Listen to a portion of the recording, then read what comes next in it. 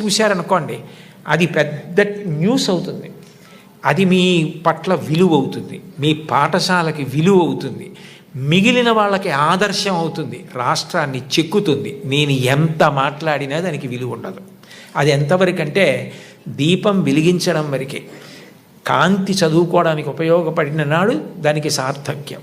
చెప్పింది మీరు పాటిస్తే అమ్మ అన్నం వండుతుంది. ఆకలితో కొడుకు భీష్మించి కోపంతో కూర్చుంటే అమ్మ ఏం చేస్తుంది? తింటే ఆకలి తీరుతుంది. మీరు పాటిస్తే గౌరవం వస్తుంది, విలువ అవుతుంది. పాటించినది విలువ. విలువ జీవితానికి, మీకు, మీ చుట్టూ ఉన్న వాళ్ళకి ఉపకారము, కీర్తి రెండూ కూడా. ధన్యవాదాలు గురువుగారు. తదుపరి ప్రశ్నతో మరొక విద్యార్థి సిద్ధంగా ఉన్నారు.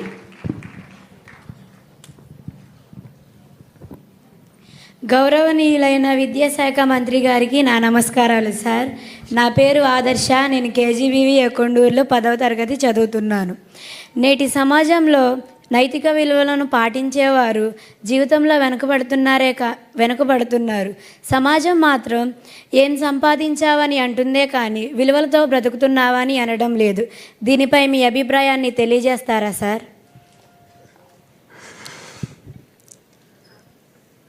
మా సక్సెస్కి షార్ట్ కట్ లేదు. ఇప్పుడు గౌరవ ముఖ్యమంత్రి గారితో కూడా ఈ విషయం నేను అనేక సార్లు చర్చించా. చిన్న వయసులో కూడా చర్చించా. అనేక సందర్భాల్లో మేము మాట్లాడుకున్నాం.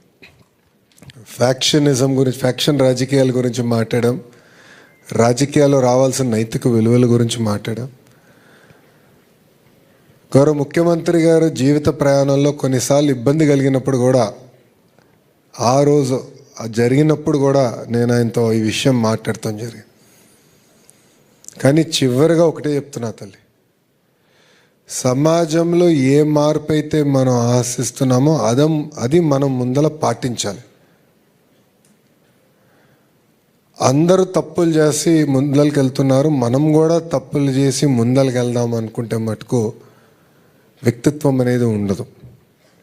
అది గురువుగారు చెప్పినట్లు ఈరోజు అది మియర్లీ టెంపరరీ. అద్భుతంగా ఆయన కొన్ని ఉదాహరణలు చెప్పి మనకు కూడా చెప్తాం జరిగింది. నేను కూడా నా జీవిత ప్రయాణం నేను టైం టు టైం రిఫ్లెక్ట్ అవుతూ ఉంటాను. చాలామంది ఏమన్నారంటే, కొంచెం కంచుకోట లాంటి నియోజకవర్గంలో నువ్వు పోటీ చేస్తే సులభంగా ఉంటుంది కదా, నీకు ఎందుకు ఇవన్నీ అని నన్ను చాలామంది అన్నారు. 24 ఎన్నికల్లో కూడా చాలామంది 2 సీట్లో పోటీ చేయి, నీకు ఎందుకు ఇది కాంప్లికేషన్ అన్నారు. కానీ నా పైన నాకు నమ్మకం ఉండే. గురువుగారు అన్నట్టు ముందర మన పైన మనకు నమ్మకం ఉండాలి, ధైర్యం ఉండాలి. ఎస్, నేను చేస్తాను, నేను సాధిస్తాను, అప్పుడే నేను అనుకుంది నేను చేయగలుగుతాను. అది మనందరిలో అవసరం. ఇప్పుడు దారిలో మనలో భారతీయుల్లో ఒక ఇబ్బంది ఉంది. గురుగారు అన్నట్టు మనమే మన చెత్త రోడ్డు పైన వేస్తాం. ఇదే భారతీయులు అమెరికాకి వెళ్తే అంటే ఎంత అన్యాయం చూడండి ఇది. సో మీరు అన్నట్టు షార్ట్ కట్ ఉంది, చెత్త వేస్తారో వెళ్ళిపోతారు. కానీ ఎవరైతే నిలబడి లేదు ఇది కరెక్ట్ కాదని ఉంటారో, లేదంటే ఎవరి కారులో అయితే చిన్న చెత్త పెట్టుకొని ఆ చెత్తంతా దాంట్లో వేసి తిరిగి మళ్ళీ ఇంట్లో పెట్టి మళ్ళీ పారిశుద్ధ కార్మికులు వచ్చినా లేదంటే రీసైక్లింగ్ సెంటర్ తీసుకెళ్తారో వాళ్ళే ఆదర్శంగా నిలబడతారు. ఇది మనలో రావాలి తల్లి. అప్పుడే సమాజాన్ని మనం మార్చగలుగుతాం. లేదంటే సమాజంలో ఒకరు అవుతాం. దేశాన్ని అప్పుడు ఎవరు బాగు చేయలేరు. మొన్న కాన్వకేషన్ జరిగింది పుట్టపర్తిలో. అక్కడ స్పీచ్కి ప్రిపేర్ అయ్యే ముందల భగవాన్ సత్యసాయి ఆయన మాట్లాడిన చాలా విషయాలు నేను చూశాను. ఆయన ఒకటి అన్నారు, హెడ్, హార్ట్ అండ్ హ్యాండ్. అంటే ఐక్యూ హెడ్ ఇస్తుంది, ఈక్యూ అంటే ఎమోషనల్ కోషంట్ హార్ట్ ఇస్తుంది, సమాజానికి ఎప్పుడు సేవ చేయాలనేది హ్యాండ్ ఉండాలని ఆయన పదే చెప్పారు. నాకు బాగా నచ్చింది, నా మనసులో అతుకుపోయింది అది. ఇది మనందరం నేర్చుకోవాలి తల్లి. అంతేగాని ఎవరో ఒక్కరు షార్ట్ కట్ వల్ల పైకి వచ్చారని మనం మట్టుకు అనుకుంటే టైం విల్ ఓన్లీ షో. వాళ్ళు అక్కడ నిలబడేదానికి హక్కు ఉండదని ప్రకృతి ప్రజలు ఒప్పుకున్నా సమాజం ఒప్పుకున్న ప్రకృతి ఒప్పుకోదని నేను బలంగా నమ్ముతా తల్లి. సో అది మనందరం గుర్తుపెట్టుకోవాలి. దయచేసి very long answer for straight question. Thank you sir. Thank you so much. మరి పెద్దలు చెప్పినటువంటి అంశాలు మీకు అర్థమవుతున్నాయని, మీరు అర్థం చేసుకోగలరని, మున్ముందు వాటిని పాటిస్తారని భావిస్తూ తదుపరి ప్రశ్న అడగటానికి సిద్ధంగా ఉన్నారు. వాళ్ళని మాట్లాడవలసిందిగా కోరుతున్నాం. గౌరవనీయులైన బ్రహ్మశ్రీ చాగంటి కోటేశ్వరరావు గారికి నా నమస్కారములు. నా పేరు శుభశ్రీ. నేను విఎంఆర్ఆర్ ఎంసీ స్పెషల్ గర్ల్స్ హై స్కూల్లో 9వ తరగతి చదువుతున్నాను. నేటి తరం విద్యార్థులకు స్వీయ నియంత్రణ యొక్క ప్రాధాన్యతను మీ మాటల్లో తెలియజేస్తారా గురువుగారు? స్వీయ నియంత్రణ, నేను ఒక్క మాట చెప్తానమ్మా నీకు తేలికగా అర్థం అవడానికి. ఒక కారు ఉందనుకో, ఎందుకు వాడతాం?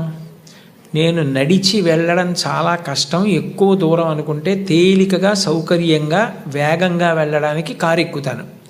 ఏమండి, ఈ కారు 60 కిలోమీటర్లు, 70 కిలోమీటర్లు, 100 కిలోమీటర్లు ఎంత దూరం, ఎంత వేగం కావాలంటే అంత వేగంగా వెడుతుంది.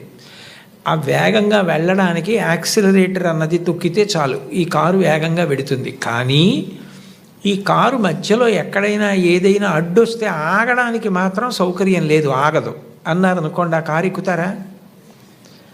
ఎక్కరు.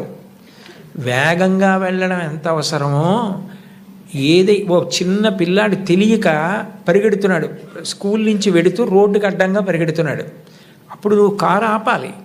కారు ఆపడానికి బ్రేక్ లేకపోతే యాక్సిలరేటర్ ఒకటి ఉంటే ఉపయోగం ఏముంది? బ్రేక్ లేని కారు ఎలాంటిదో స్వీయ నియంత్రణ లేని జీవితం అలాంటిది. కొన్నిసార్లు ఏమి చాలాసార్లు తప్పు మనది తప్ప వస్తువులది కాదు. ఇవాళ పిల్లల విషయంలో చాలా ఘోరంగా ఉన్న విషయం ఏది అంటే సెల్ ఫోన్. సెల్ ఫోన్ తప్పేముంది? సెల్ ఫోన్ని ఆధారం చేసుకుని మీరు ఎవరిని అడగకుండా రూట్ మ్యాప్ పెట్టుకుని చక్కగా క్షేమంగా మీరు గమ్యాన్ని చేరుకోవచ్చు.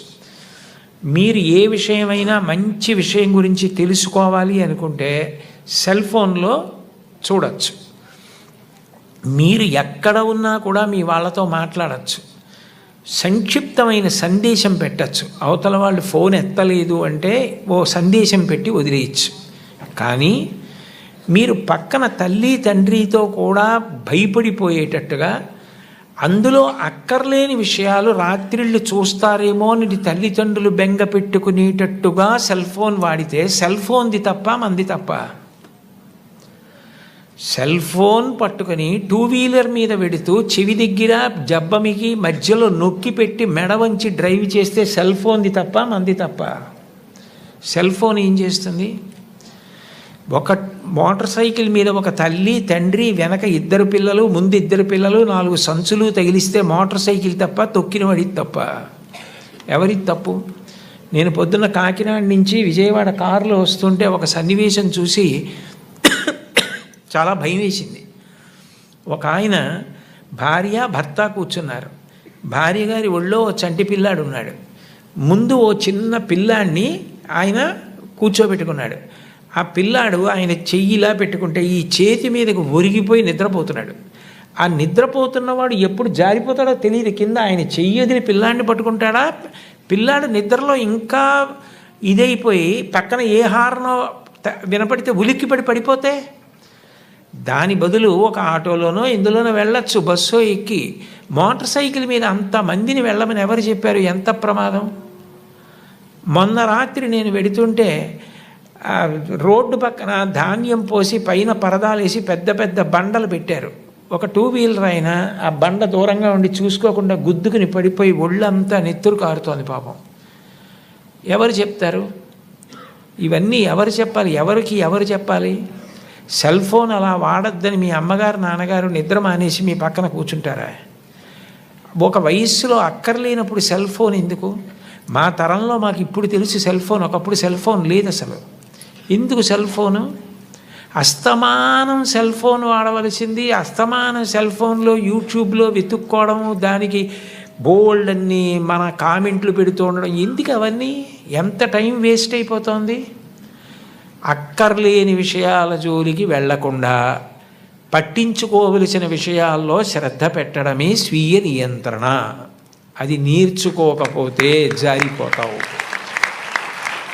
అదే స్వీయ నియంత్రణ. అది అవసరం కాదు, మరి అడుగడుగునా అవసరమే. అందుకే నేను అందరికీ అర్థమవుతుందని సెల్ ఫోన్ ఉదాహరణగా చెప్పాను, మిమ్మల్ని అనాలని కాదు నా ఉద్దేశ్యం.